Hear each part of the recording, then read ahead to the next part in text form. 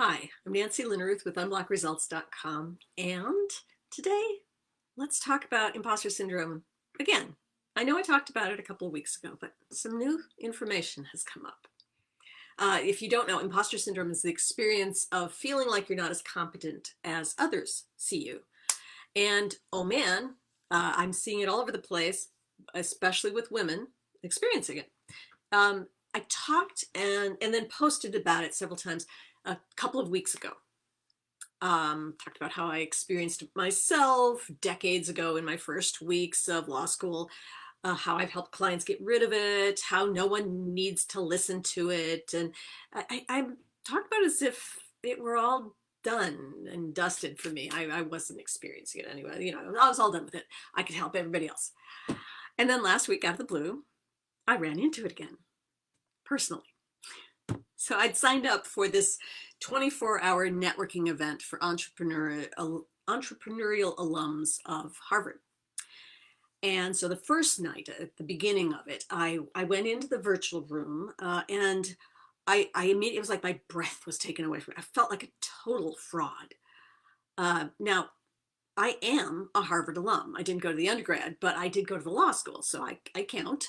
I have created my own business, so I am an entrepreneur, and yet I felt like a total imposter.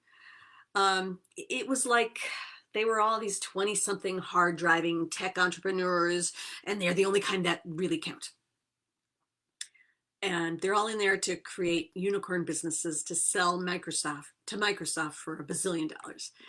And that's totally not me. It felt so uncomfortable. I went in, I talked to a few people, and I was out. I left the meeting. And frankly, it was embarrassing. I mean, I felt like such a hypocrite. Here I was talking about how I'd gotten over imposter syndrome years ago, and now I help people with it. And I was up to my eyebrows in it personally, right there, days later after talking about it.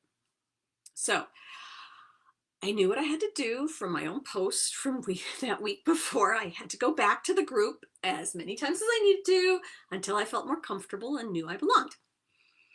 And so what I did was I posted that I was going to go back in onto Facebook, and I got a lot of comments saying, "You go, girl."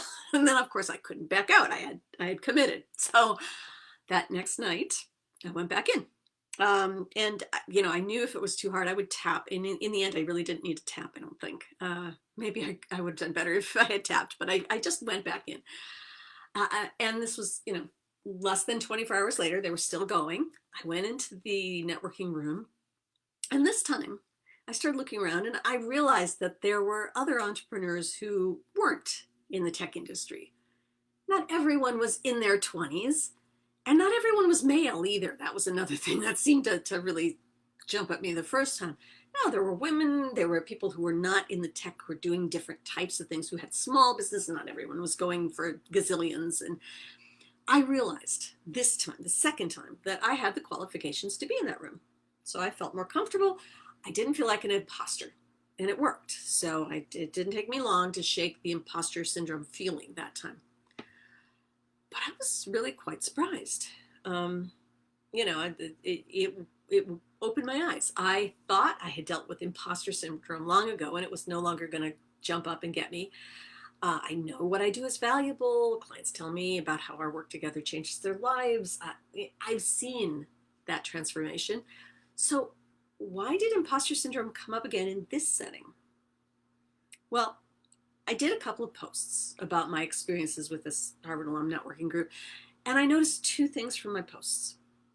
Actually, I noticed them from the responses I got. The first thing I noticed was that I was just overwhelmed by the support I got from people. I had some former clients reassuring me that I do good work, which was beautiful and lovely. But all of the commenters were saying that I shouldn't feel like a fraud, that I did belong in that group. A few even said that the people that in that networking room all needed what I do, which it's not true, but it was still reassuring. And it reminded me that probably more than one of the people in that virtual room also suffered from some amount of imposter syndrome, could have used a bit of tapping. And that was reassuring too.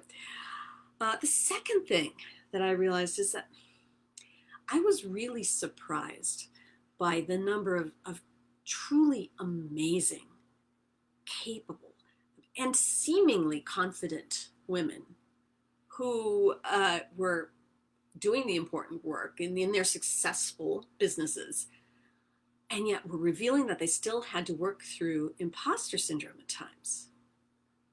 And it felt like the universe had a message for me to share. So here I am.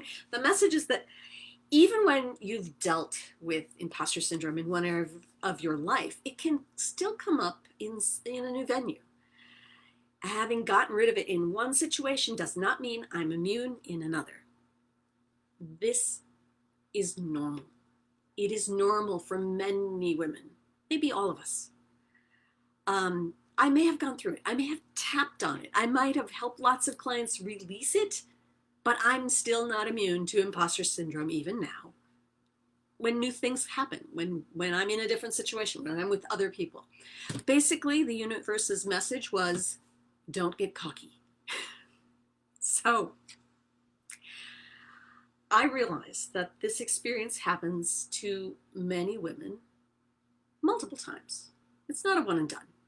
And it happens to even successful women, maybe especially the successful ones. So if that's you, if you feel like a fraud in spite of, I don't know, the degrees after your name, all the experience you have, or the results you've created, or what others tell you, I want you to know something. First of all, it's normal to feel that way at times, like a fraud, like an imposter. That's a very normal feeling, no matter how accomplished you are. Second, many, many, many really successful women feel that way at times. Having the feeling does not mean you're not successful.